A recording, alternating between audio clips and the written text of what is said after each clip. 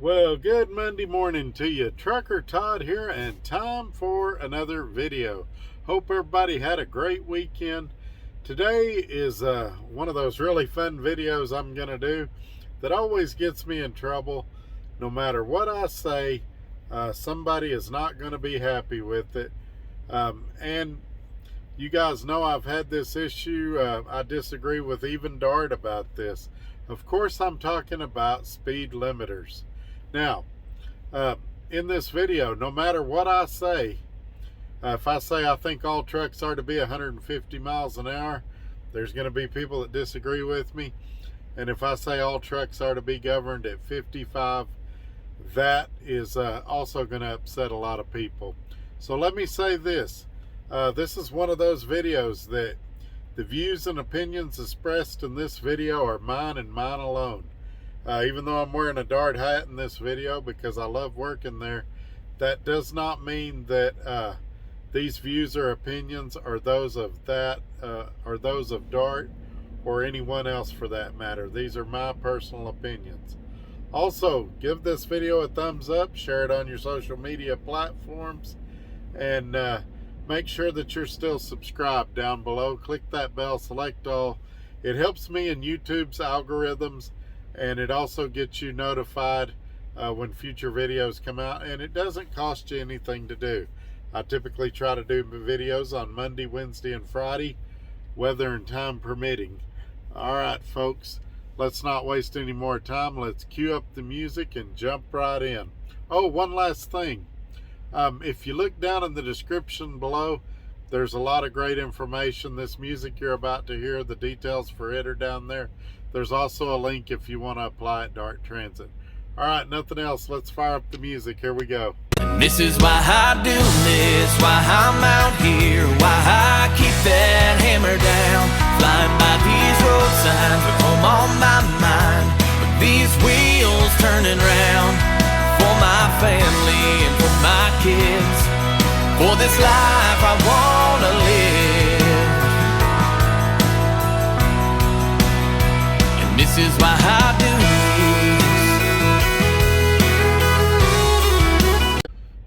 Alrighty, we're back. When we get into this, I feel like that it's important for me to give you a little background. So when I started truck driving, the very first company I was at, my truck was governed at 57 miles an hour. In the early 2000s, say 2000, 2003, I had a Peterbilt 379 that would run over 100 miles an hour, somewhere around 105, 110. Why can I not give you an exact number? Because I never went that fast. I think about 80 is the fastest I've ever gone in it. And I want you to remember that as we talk about this, because that's going to be my overall point.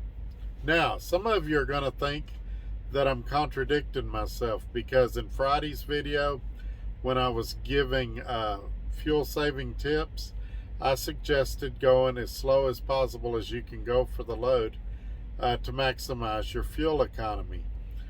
You guys might remember 10 months ago or so, I got into a pretty heated debate with Dart about their speed policy. I still feel it's unfair, but I've learned to live with it, and I'm going to go into detail about that as well. Since I mentioned it, I might as well tell you, Dart's speed policy is basically, it starts out somewhere around 65 miles an hour.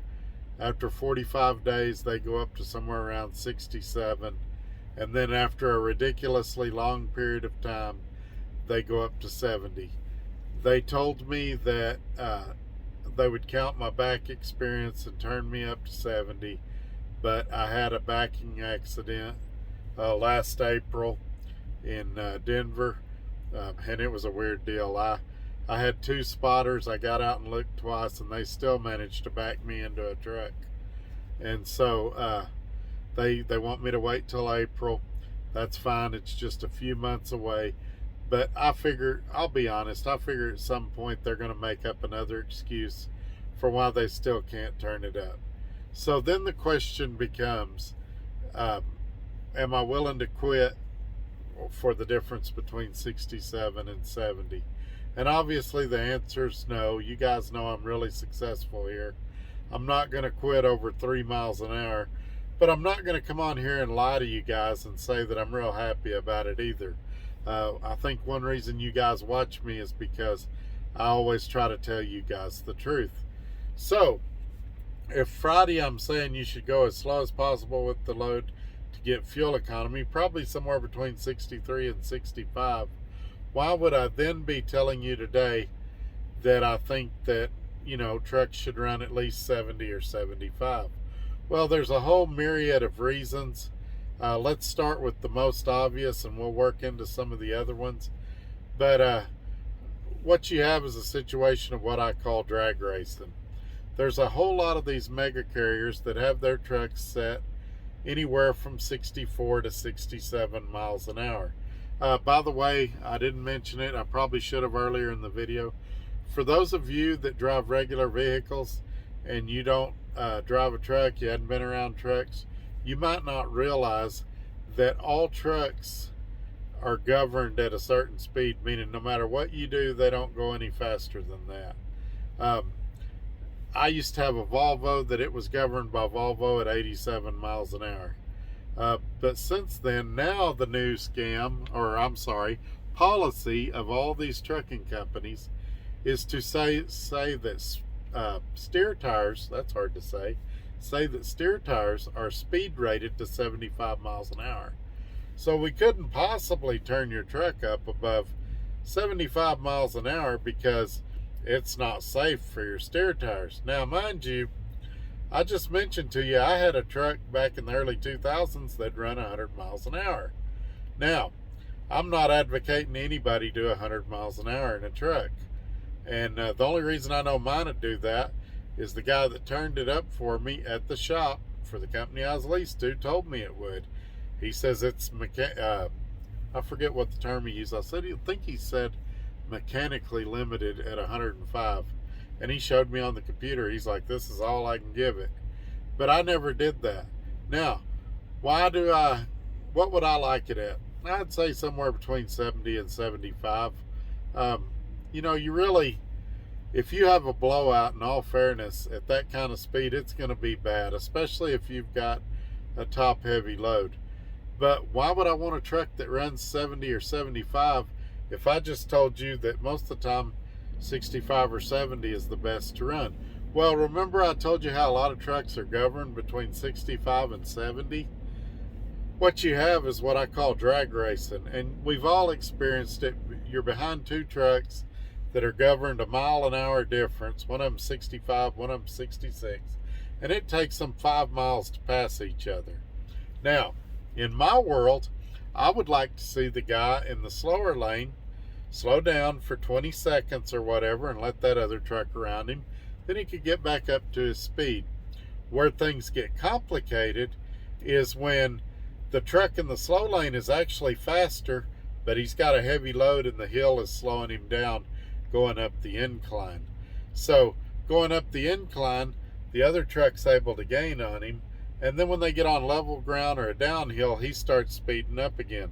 So you have this back and forth action, which I think creates a greater problem because the cars and trucks behind you get impatient, and then that's when you have the passing on the shoulder, the weaving in and out of traffic, and the things such as that could be avoided if one of those trucks could speed up 5 or 6 miles an hour and get around them.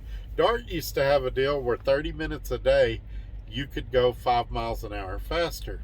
That's also a solution to this problem. So, say you're new with Dart, you're in a 65 mile an hour truck, you're passing a prime that's at 64. You could speed up 5 miles an hour and get around them and then slow back down to 65. It really, really helped a lot.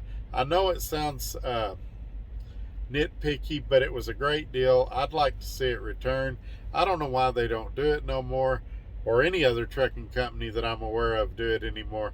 Maybe it's not an option in the computer programming. I don't know. Also, let's think about this. Sorry about that, my camera overheated. let's think about this for a second. What else problems stem from that? I'll give you an example. Remember I told you the first trucking company I worked for where my truck was governed at 57 miles an hour? You'd come up on a construction zone and he would want you to, if the construction zone dropped down, my trainer is who I'm referring to here, if the construction zone dropped down to 45, he still wanted you to do 57 through the construction. If you came up to a school zone, say it was at 25, you found yourself speeding through these school zones because you were trying to make up time you lost by having a slow truck. One of the things that safety departments don't calculate when they're thinking, oh, it's safer if we slow the trucks down, is that drivers have a limited amount of time to drive because of their logbooks, and now especially with electronic logs. There's no stretching, there's no fudging, there's no running two logbooks or doing any of the stupid things we used to do before, or allegedly did before. I, of course, never did any of those things. But anyway, it forces drivers to be in a rush. This is why you see guys speeding across truck stop parking lots, which is, you guys know, is one of my pet peeves. When you restrict somebody that way, they're going to find other ways to get around it. And I just think the world would be a safer place if we didn't have these limitations. Alrighty, now let's dispel some of the falsehoods that are out there. One of the big things you always hear is, well, it's because of insurance. Insurance makes us cut these truck speeds. That may be true in some cases, but let's be totally honest here. Most of these large companies that started with the speed limiters to begin with, most of these ATA companies that promote speed limiters, even a nationwide speed limit for trucks, they've been trying to do this for years, of 65 miles an hour. You know who I'm talking about. The ATAs of the world, things like that. Let's say that, let's go with that for a second. Let's say that it's because of insurance. These big companies, these big ATA companies are self-insured. So they're not answering to an insurance company. And that's not what this is about. Some of it is people that's never been in a truck, want to feel powerful, want to feel needed, and so they want to put these nitpicky little controlling things in there. I've mentioned this in other videos, but I'll mention it again. I was speaking with the vice president of safety of a very large trucking company. If I said the name of them right now, you guys would know exactly who I'm talking about. He didn't even know what the speed limits were in the states.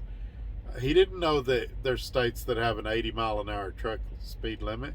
He didn't know that Arizona and New Mexico were 75 for trucks. So here you are, you've got companies that are putting along 57, 64 miles an hour, and cars and trucks are passing them, because you know a lot of people do 5 miles an hour over the speed limit at 75, 80, even 85 miles an hour. So in some cases, people are doing 30 miles an hour under the speed limit. That just creates a unsafe environment for everybody. I can't believe that there's not rear-end collisions everywhere. I told this guy that, and he said, well, I've never heard of any. And I'm like, well, just because you haven't heard any doesn't mean they're not coming.